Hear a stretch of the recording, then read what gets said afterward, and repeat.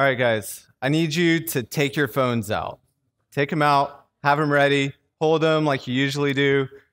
You can go ahead and unlock the screen. This needs to go pretty fast, but first, I want you to close your eyes. Don't look at your phone. Think about someone that you really, really love. Very close to you. They're smiling. You love them. You just get a phone call from the police. They say that that person's being medevaced to the Vanderbilt Medical Center and that they had a critical injury. You can only imagine how much they're suffering. So what are you going to do? You're going to Vanderbilt Medical Center. All right, open your eyes. Go to vanderbilthealth.com because you have to find directions to the emergency room. It's very important you get there as fast as you can. Get as much information as you can about the emergency room. Find where it is. Find information on who to talk to you when you get there. You got 1 minute. Go. Hurry. All right. You got to jump in the car.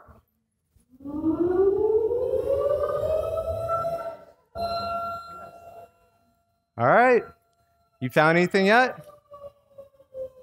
Are you looking? 12 minutes? You use Google Maps? All right. What's the building name? All right. Anyways, I spent 20 minutes looking for information on the ER, and I had a really hard time using their website. Even though their website does not account for getting to the emergency room, it would still be incredibly difficult to find it if it was in plain view because stress eats resources. When a user is in crisis, nearly all their cognitive resources are consumed by that crisis. Worrying over a loved one or what the future holds or any number of other things severely reduces processing power. So we're going to put that in context of products, of sites that we build, and try to consider stress cases when we're crafting experiences. Number one, it's important to realize that cognitive resources are limited.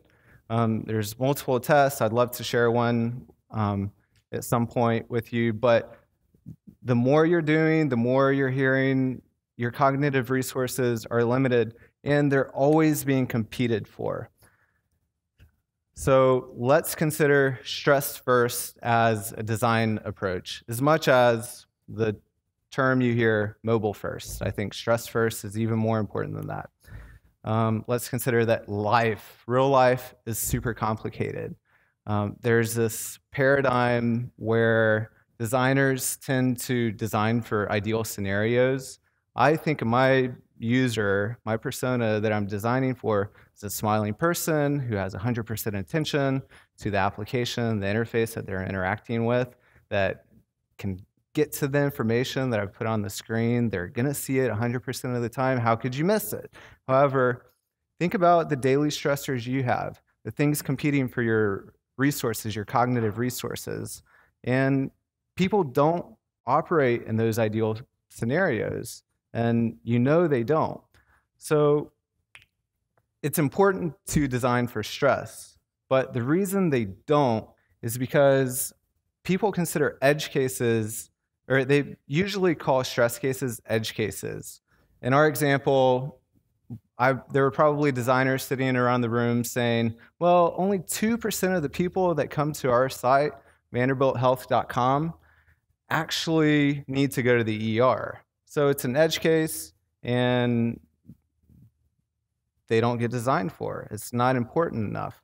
But if we think about that scenario as a stress case, it becomes critical that you design for that stress case because you're really finding the breaking points of the user experience on your sites. Can anyone identify? Does that sound like if you said stress case, that would make you want to design for something more than if you said it was an edge case? Well, it's important to plan for the worst. Our engineers that design our cars plan for a car running through a red light and crumpling into a car in front of it. that's a stress case, and they're trained to do it. They don't naturally just make cars crumple. They have to do it. It's part of their job. Maybe only 2% of the cars on the road ever get into an accident, but the ones that do have to be designed for that situation. In addition to making it fun to drive, making it super responsive, comfortable to sit in. So it's super important to plan for the worst. I want to take you through a few examples of products and sites that have designed experiences, not thinking about stress cases, but they got the opportunity to iterate on it and improve after they've had their application, their experience broken. This is Facebook's year in review. You might have seen this, in the past years. Facebook sends it out at the beginning of the year. There is a picture of maybe your child in the front. You click play, and you get to watch your past year go by you in photos and videos, and it's really cool the way they mash everything together. However, and their objective when they created this was to create a product that will let people celebrate their awesome year and share it with their friends. There's cute illustrations, they're dancing, they're celebrating. However, what they didn't consider was that this child had a massive brain tumor and she died in the past year. And it was super traumatizing, and it didn't account for that when they put people celebrating behind this little girl. So they got a lot of complaints. It was a massive fail. So it was a cool concept, and they felt like they could improve it. So they created a new objective, which was to create a product to experience the past year. And they considered many different use cases. People who had a great year but don't want to relive it or share it. People who had a horrible year and don't want to relive or share it. People who had a horrible year and want to relive it but do not share it.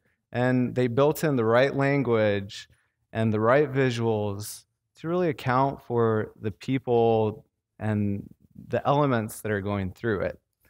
Let's take, for example, another example of Home Depot. Home Depot had an objective of publishing hundreds of highly detailed how-to guides, each providing step-by-step advice for planning, shopping for, and completing home improvement projects. They were written in a super upbeat tone, you can do it, and they had demos and images, and they wanted to make their readers feel prepared and empowered and excited about what the results will look like. However, if you think about why you go to Home Depot sometimes and what they didn't really consider on their how-to projects, is that people aren't always there to DIY projects and have fun. It's making planter boxes. Some people go in there and they're in a panic, and they have to replace their hot water heater that busted and destroyed their entire first floor. These purchases aren't stuff of DIY dreams, but they were written in that tone. And they can cause major financial hardships in addition to having to take time off of work to deal with it. So they were able to create a new objective and write things for two different users, people who had great urgency and who wanted to perhaps upgrade. And then in that, they could be a little bit more happy and you can do it type of voice. They fixed their tone, and it was better received by a lot of people. So when you're designing products, you can still use your typical UX toolbox. These are things that will help you design amazing products, but it's really important to put stress first and think about the ways that the experience can be broken and design for that first, and then let everything else around it be applied well as well. So think about creating realistic user personas and think beyond people like yourself. It's incredibly hard to think of someone who's not like you. It's super easy to think of people like me. So it takes some time. Design for users on the fringe. Have you ever heard design for drunk people? Or design for low literacy rates? Imagine or study your users in context. Context is super important. And also make it super easy not to think when using a product.